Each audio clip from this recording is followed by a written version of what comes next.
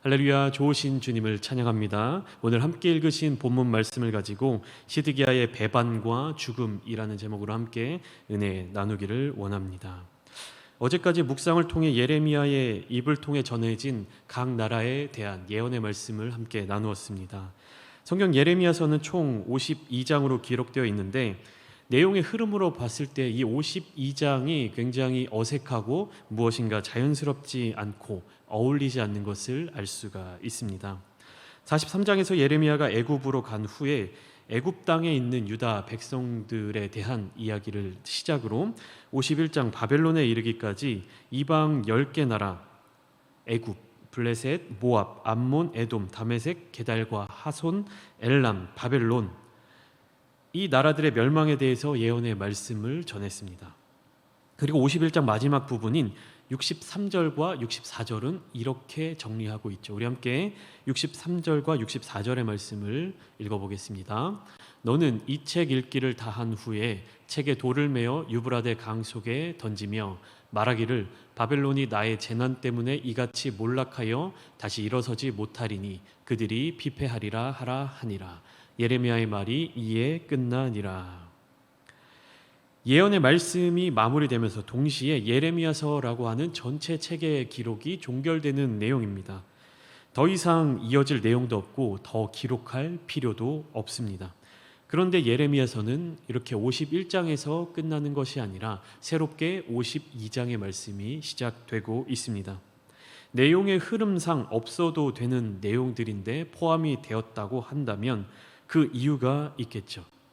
예레미야 52장이 가지고 있는 중요한 존재 이유에 대해서 우리 오늘 본문으로 깊게 들어가 함께 찾아보겠습니다. 제가 말씀을 준비하면서 예레미야 52장에 대한 주석을 찾아보니 한 주석서의 52장의 소 제목을 이렇게 기록하고 있었습니다. 역사 부록. 부록이란 본문 끝에 덧붙이는 기록을 의미하지요. 이미 끝난 본문의 뒤에 추가적으로 무엇인가 덧붙이는 기록. 왜 그럴까요? 이미 다 본문의 내용이 끝났는데 추가적으로 무엇인가를 기록한다. 그 이유가 있겠죠.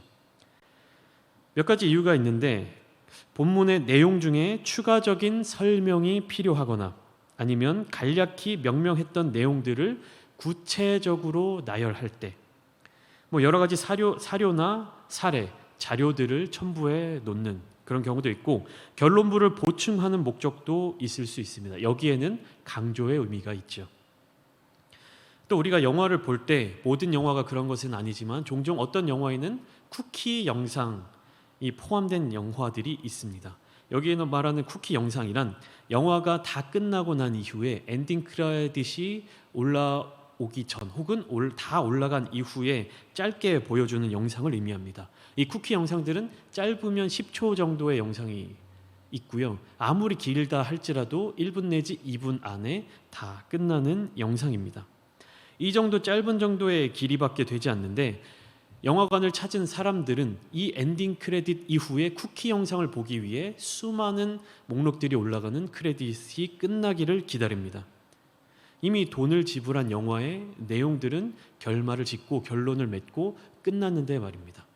내가 보고자 하는 영화의 내용이 다 끝났음에도 불구하고 그 이후에 추가되는 쿠키 영상을 보기 위해 기다리는 사람들의 마음들. 보통 영화의 엔딩 크레딧이 포함되는 경우는 여러 가지 이유가 있지만 이 쿠키 영상이 등장하는 가장 보편적인 경우는 시리즈 영화에서 다음 편에 대한 어떤 예고편이라든지 작은 단서들을 제공하는 데에 있습니다. 다시 말하면 지금 영화관에서 상영된 이 영화는 지금 여러분들이 본 영화는 이러한 결론, 이러한 결말을 가지고 끝이 났지만 뒤이어서 나오는 다음 영화는 어떤 내용이 될 것이다. 곧 후속작이 나올 것이다. 이것을 암시하는 것이죠. 예레미야 52장도 마찬가지입니다. 예레미야가 활동한 시대의 이야기, 하나님의 말씀, 유다 백성들의 상황, 그 시대적인 배경, 또한 이방 나라들에 대한 예언의 말씀은 모두 끝이 났습니다. 이미 오래전 멸망한 이스라엘, 또 바벨론에게 정복당하여서 포로가 된 유다 백성, 이러한 역사적인 결과 그리고 마무리를 뒤로 하고 독자들에게 작은 기대감, 작은 희망의 빛을 제공하는 것이 예레미야 52장의 말씀입니다. 또한 부록과 같이 예레미야 전체의 주제를 다시 한번 강조하고 또 독자들이 잊지 말아야 할 사실을 되새겨주는 것이 예레미야 52장의 말씀입니다.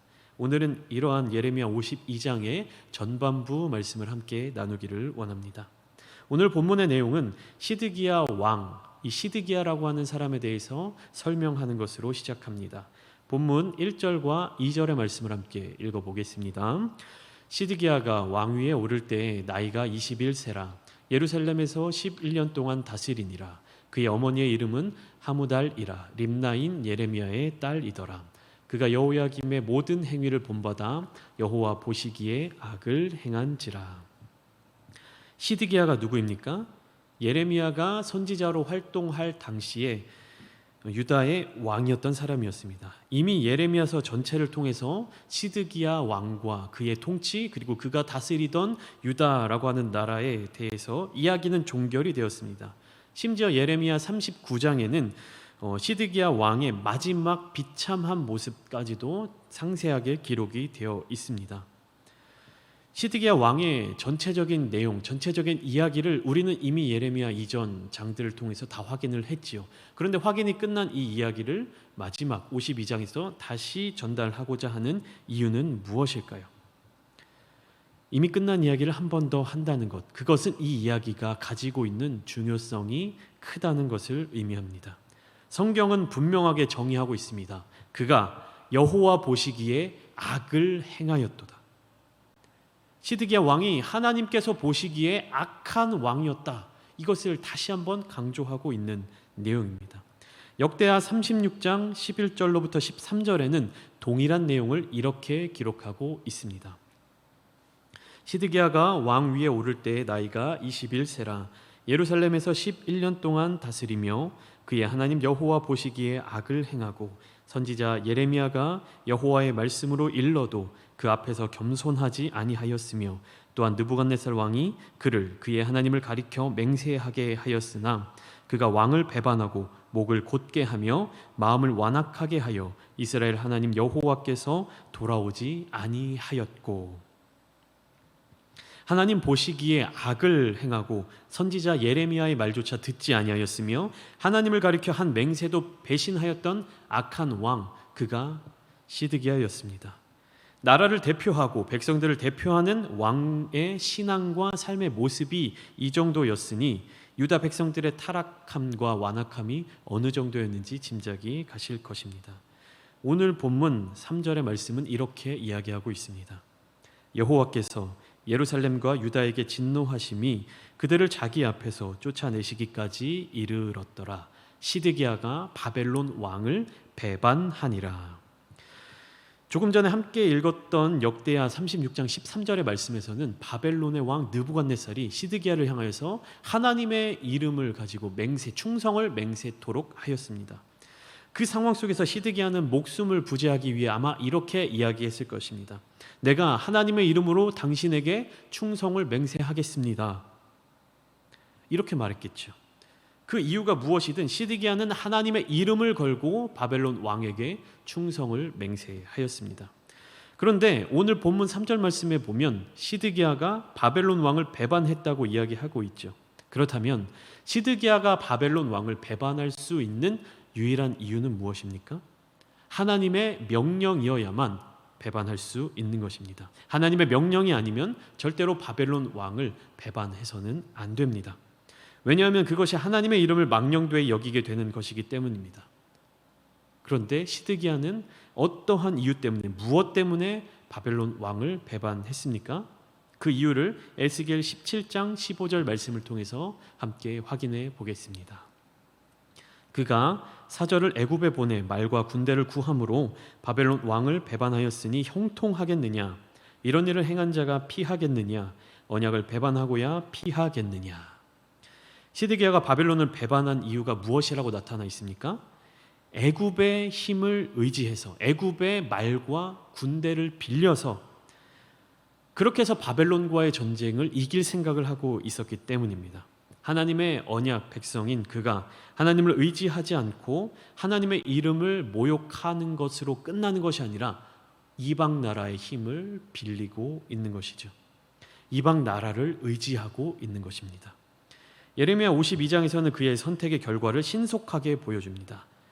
3절에 시드기야가 바벨론을 배반하니라 라고 이야기하고 4절부터 11절까지 그 내용이 기록되어 있는데 본문 10절과 11절의 말씀만 함께 보겠습니다. 바벨론 왕이 시드기야의 아들들을 그의 눈앞에서 죽이고 또 리블라에서 유다의 모든 고관을 죽이며 시드기야의 두 눈을 빼고 노사슬로 그를 결박하여 바벨론 왕이 그를 바벨론으로 끌고 가서 그가 죽는 날까지 옥에 가두었더라. 이렇게 비참한 시드기야 왕의 말년의 모습을 다시 한번 보여주고 있습니다. 제가 조금 전에 예레미야서 이전에 이미 시드기야의 마지막 모습이 기록되어 있다고 말씀드렸죠. 예레미야 39장 6절과 7절의 내용이 좀 전에 읽었던 예레미야 52장 10절과 11절의 말씀과 거의 동일합니다. 제가 한번 읽어드리겠습니다. 바벨론의 왕이 리블라에서 시드기야의 눈 앞에서 그의 아들들을 죽였고 왕이 또 유다의 모든 귀족을 죽였으며 왕이 또 시드기야의 눈을 빼게 하고 바벨론으로 옮기려고 사슬로 결박하였더라.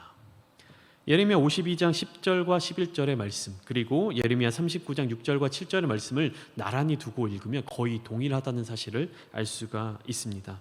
같은 내용을 부록을 통해 한 번 더 보여준다는 것은 성경이 이와 같은 내용을 대단히 강조하고 있다는 것을 의미하지요. 하나님을 의지하지 않는 왕, 하나님의 약속의 말씀 그리고 하나님의 언약의 말씀을 믿지 않는 왕, 여호와 보시기에 악을 행하며 선지자의 말을 듣고도 겸손하지 않았던 왕의 최후를 분명하게 한 번 더 보여주고 있는 것이죠. 진정한 왕은 하나님이신데 하나님의 대리인으로서 왕의 직무를 수행하고 있었던 시드기야의 모습은 하나님을 경외하는 것과는 거리가 멀어 보였습니다. 시드기야는 그 자신의 역할을 제대로 이해하지 못하고 스스로가 진짜 왕인 줄로 생각하고 그렇게 행하고 있었던 것이죠. 하나님께서 허락하셨기 때문에, 하나님께서 그 기회를 주셨기 때문에, 그 권한을 주셨기 때문에, 또 백성들의 요청에 따라서 이스라엘 왕을 세운 이후에 하나님께서 선지자들을 통하여서 계속해서 하나님의 뜻을 전하여 주셨음에도 불구하고 이 시드기야 왕은 자신의 생각, 자신의 계획, 그리고 사람들의 시선으로 보기에 더 옳은 일, 더 나아 보이는 일을 계속해서 선택해 왔던 것이죠. 이 시드기야 왕의 최후와 더불어 12절부터 16절까지는 예루살렘의 멸망에 대해 기록하고 있는데 성전과 왕궁이 불에 타버리고 백성들의 집과 고관들의 집까지도 모두 불살라졌다라고 이야기하고 있습니다. 예루살렘 사면 성벽도 다 무너져 버렸습니다. 다시 회복되는 것이 불가능해 보일 정도로 완전히 무너져 버린 것입니다. 이 일이 왜 발생했을까요? 시드기야의 죄로 말미암아 그렇게 되었고 하나님의 언약의 백성이었던 유다 민족들이 그 언약의 백성들의 모습을 유지하고 있지 못했기 때문입니다. 하나님을 의지하지 않고 하나님의 뜻을 구하지 않고 다른 나라, 이방 나라의 힘을 빌려서 어려움을 극복하고 위기를 탈출하고자 하는 그 마음이 있었기 때문입니다. 만약에 애굽의 힘이 바벨론의 힘보다 강대하여서 애굽의 말과 군대들이 바벨론의 군대를 이길 만한 힘이 있었기 때문에 실제적으로 시드기야 왕이 애굽의 병력을 빌려서 바벨론과의 전쟁에서 이겼다라고 생각을 해보겠습니다. 과연 그것으로 말미암아 유다가 바벨론으로부터 자유롭게 독립할 수 있었을까요? 아니요. 또 다른 바벨론, 애굽에게 동일한 수모를 겪었을 것입니다. 그들 자신의 힘으로 독립한 것이 아니기 때문에 하나님의 도우심, 하나님의 뜻으로 말미암아 독립한 것이 아니기 때문에 그 대상이 바벨론에서 아마도 애굽으로 바뀌고 다른 모든 것들은 동일한 상황을 겪게 되었을 것입니다. 그런데다가 지금 바벨론이 강대한 힘을 가진 이유는 무엇입니까? 바벨론이 그 세계의 패권을 가지고 있는 이유는 무엇이죠? 하나님께서 도구로 사용하시기 위해, 하나님께서 쓰시기 위해 그 힘과 능력을 허락하셨기 때문입니다. 하나님께서 허락하신 힘을 가지고 있는 바벨론, 그 바벨론에 대항하기 위해서 시드기야가 선택했던 것은 하나님을 의지하는 것이 아니라 또 다른 이방 민족, 하나님을 섬기지 않는 애굽의 힘, 애굽의 말과 군대였습니다. 오늘 본문 17절부터 23절까지의 말씀은 바벨론의 군사들이 예루살렘 성전을 약탈하고 있는 내용을 기록하고 있습니다. 하나님을 온전히 경외하였던 왕 다윗이 준비하였고 또 그의 아들 솔로몬이 건축하여서 하나님께 올려드린 예루살렘 성전이 하나님을 멸시하고 교만하고 하나님의 말씀에 순종하지 않고 자기의 뜻대로 살아갔던 시드기야 왕에 의해서 완전한 폐허가 되었습니다. 완전히 파괴가 되었죠. 그리고 이 성전은 바벨론에 끌려갔던 유다 민족들이 돌아와서 다시 재건하기까지 70년의 기간 동안 폐허로 방치되어 있었습니다. 오늘 본문의 말씀은 유다 민족과 예루살렘 땅의 완전한 파괴와 황폐화에 대한 이야기로 마무리가 되고 있습니다. 하나님의 백성인 유다 민족들과 그 왕은 하나님을 경외하는 모습을 전혀 보여주지 못하고 있습니다. 그들 마음대로 행하며 자기가 보기에 옳은 방법을 취하고 행동하고 있습니다. 하나님께서 선지자의 입을 통하여 바벨론에 대해서 대항하지 말고 순순히 항복하여 따라가라, 그리고 다시 회복될 때를 기다려라고 말씀하셨음에도 불구하고 하나님의 그 깊으신 뜻을 인간적인 잣대와 인간적인 기준을 세워두고 따르지 않았습니다. 하나님께서 계획하시고 하나님의 역사하심을 그들 스스로 거부하였던 것이죠. 우리는 선택받은 백성들이다. 우리는 언약의 백성들이기 때문에 하나님께서는 어떠한 상황 속에서도 우리를 버리시지 못할 것이다. 우리를 지켜주실 것이다.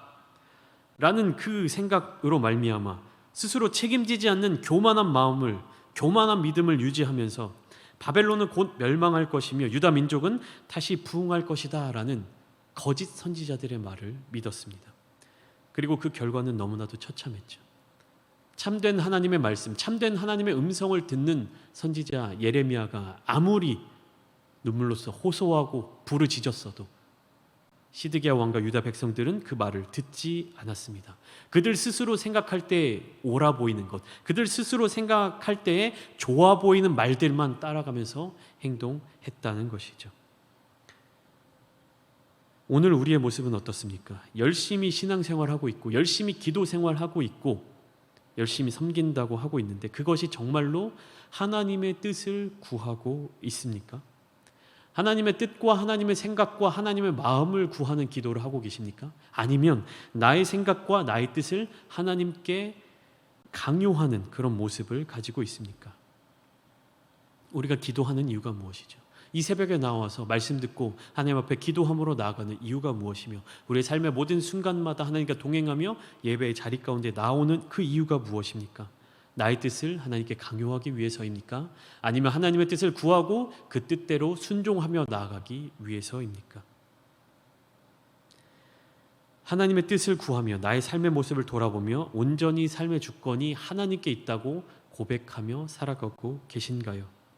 만약 나의 삶의 모습이, 나의 가정의 모습이, 내가 속한 공동체의 모습이 그렇지 못하다면 우리의 모습도 시드기야 왕과 다를 바가 없습니다. 오늘 이 시간 기도의 자리 가운데 나아가며 우리는 더욱더 겸손하게 하나님 앞에 서기를 원합니다. 하나님의 말씀, 약속의 하나님, 언약의 하나님의 그 말씀을 우리가 붙잡기를 원합니다.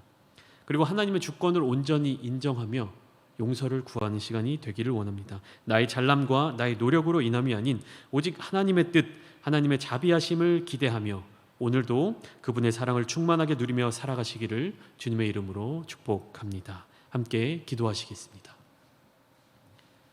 오늘 본문 말씀을 통하여서 기록된 내용들을 볼 때 너무나도 처참해 보이고 너무나도 절망적인 모습들이 보이고 있습니다. 그리고 그 이유, 그런 일들이 발생하게 된 원인이 어디에 있는가도 우리가 깨달아 알게 되었습니다. 우리가 교회에서 또 가정에서 각자의 자리에서 신앙생활하며 주님의 이름을 붙들고 살아가는 그 와중에서도 과연 우리의 마음이 어디에 있는가를 다시 한번 돌아보시기를 원합니다. 우리의 마음이 진정으로 하나님의 뜻에 있는지, 우리의 마음이 진정으로 하나님의 생각에 있는지, 하나님께서 우리에게 말씀해 주신 것을 우리가 온전히 누리고 있는지 다시금 돌아보시며 온전하게 하나님의 뜻을 구하며 살아가시는 오늘 하루 되시기를 원합니다. 우리 그런 마음을 가지고 주님의 이름을 한번 부르신 뒤 함께 기도하며 나아가시겠습니다.